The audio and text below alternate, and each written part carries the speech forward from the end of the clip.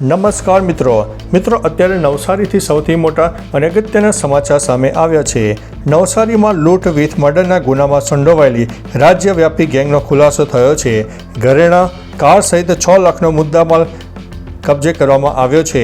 Navsari LCB પોલીસે પકડી પાડેલી દેવી પૂજક ટોળકી કારમાં લિફ્ટ આપી અથવા તો અકસ્માત સર્જી અથવા તો અન્ય કોઈ પણ પ્રકારે અપહરણ કરીને લૂંટ ચલાવવા માહિર છે।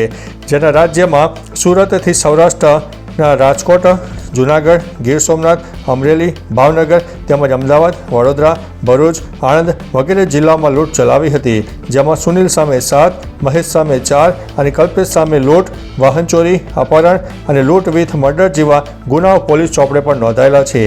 જોકે હજી પણ આ ટોળકી અન્ય આરોપીઓ છે કે કેમ તેમના અન્ય કેટલાક ગુનાઓ આચરવામાં આવ્યા છે એ પોલીસ તપાસમાં ખીલવાની શક્યતાઓ પણ જોવાઈ રહી છે।